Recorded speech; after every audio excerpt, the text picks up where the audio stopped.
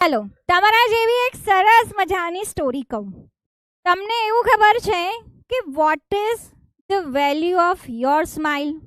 આજે આપણે કોઈ જ્ઞાન નથી બાંટવું, હે ને?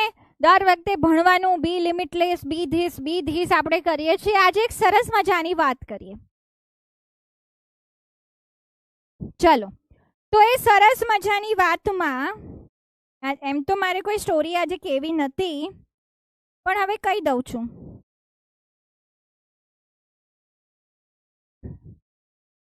ભૂલી નહીં જવાનું. અરે યાર સોરી બેટા, ભૂલી ગઈ. શું થશે હવે? કહી દઉં ચલો, પણ ઇન્સ્ટન્ટ સ્ટોરી.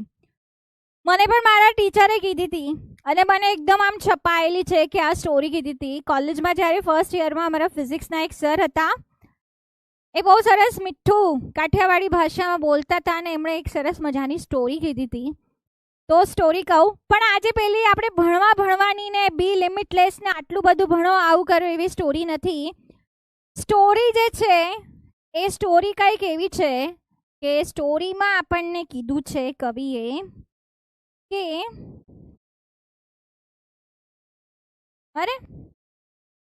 હા, સ્ટોરીમાં આપણે આજે જાણીશું કે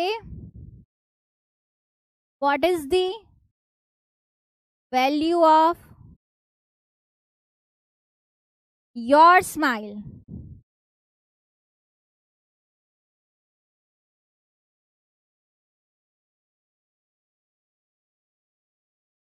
અરે આ તો બહાર જતું રહ્યું.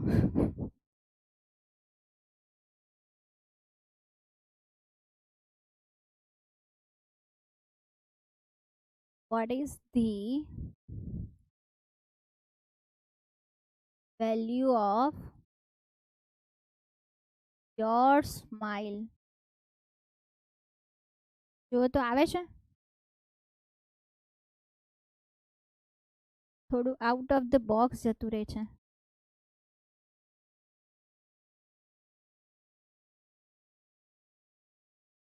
જવા દો યાર, આ જવા દો, નહીં મજા આવતી. ઓકે, તમને સ્ટોરીનું ટાઇટલ ખબર પડી ગયું ને? સ્ટોરી શું કહેવા માંગે છે કે ભાઈ તમારી આ સ્માઇલ્સ જે છે એની વેલ્યુ શું છે, રાઈટ? તો સ્ટોરી સ્ટાર્ટ થાય છે એક ગર્લની સ્ટોરી હતી નહીં, આ વખતે તો એક ગર્લથી. એક છોકરી છે એનાથી સ્ટોરી સ્ટાર્ટ થાય છે. Infinite value, very good. તો ચાલો સ્ટોરી સાંભળી લો, હે ને? તો એ જે છોકરી છે ને એનું નામ ખબર નહીં, એના કરતાં મારું હેન્ડરાઇટિંગ સારું છે. ઓકે ચાલો, તો એ છોકરી છે ને થોડી દુઃખી હતી, થોડી વધારે દુઃખી હતી. એને એવું થયું કે મારા જીવનમાં કોઈ હવે વેલ્યુ જ નથી રહી. હું જે પણ ભણું છું એ મને કશું યાદ નથી રહેતું, મારા એક્ઝામમાં સારા માર્ક્સ નથી આવતા, મમ્મી પપ્પા પણ મને ટક કર્યા કરે છે, ભાઈ બહેન પણ મારા એવા જ છે, મારી પાસે કોઈ હવે રસ્તો જ નથી, મારે કાંઈ નથી હવે જીવનમાં બચ્યું. તો એણે વિચાર્યું કે ચલો મારે છે ને હવે આત્મહત્યા કરી લેવી છે, જીવવું જ નથી, રાઈટ? વિચાર કરવો પણ પાપ છે, પણ એણે એ પાપ કર્યું.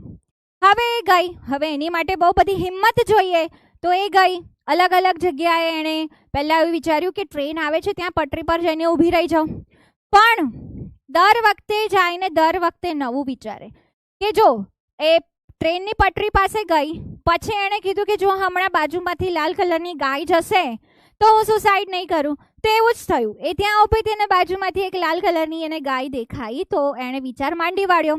પછી એણે બીજો ટ્રાય કર્યો, બીજા ટ્રાયમાં પણ એવું જ બધું વિચાર્યું, ફરીથી એણે વિચાર માંડી વાળ્યો. આવી રીતે 5-6 અલગ અલગ જગ્યાએ ગઈ. એણે વિચાર્યું કે હવે મારે નથી જીવવું, મારા જીવનનો કોઈ અર્થ નથી, અને શી ટ્રાઈડ કે મારે નથી જીવવું હવે. અને બેટા દર વખતે કંઈક નવું વિચારે કે આવું થાય તો હું નહીં કરું ને, એવું થતું હતું. એણે વિચાર્યું કે મને હમણાં મારા પપ્પાનો ફોન આવે તો હું વિચાર માંડી વાળીશ, તો એટલામાં એના પપ્પાનો ફોન આવ્યો, મતલબ એને ભગવાન પણ સાથ આપી રહ્યા હતા. હવે છેલ્લે વિચાર્યું આઉટ ઓફ ધ બ્લુ, લોકોનું એક ટોળું જઈ રહ્યું હતું અને એણે એવું વિચાર્યું કે આ ટોળામાં મારું તો કોઈ ઓળખીતું નથી, પણ આ ટોળામાંથી જો કોઈ મને ઓળખતું નથી છતાં પણ સ્માઇલ આપશે તો હું સુસાઇડ નહીં કરું, હું મારા જીવનને સરસ રીતે નવા સિરેથી સ્ટાર્ટ કરીશ. અને તમે વિચારો કે એ ટોળું જઈ રહ્યું છે, એ ટોળામાં જે લોકો છે એમાં તમે એક છો. એ જે ટોળું છે એના જે લોકો છે એમાં તમે એક છો. તો પછી તમારી સ્માઇલની વેલ્યુ શું થઈ? તમે લોકો તો રક્ષાબંધનની વાતો કરો છો, તો નેક્સ્ટ ટાઈમથી હું તમને કાંઈ કહીશ જ નહીં. હાજી બતાવો ચલો. તો એ ટોળામાં તમે એક છો તો એની વેલ્યુ શું થાય? એની વેલ્યુ થઈ સમવન્સ લાઈફ, રાઈટ? તમે લોકો હેપી રક્ષાબંધન જ કરો. પછી આજનો લેક્ચર હું બંધ કરી દઉં કે તમારે રક્ષાબંધન મનાવવા જવું છે.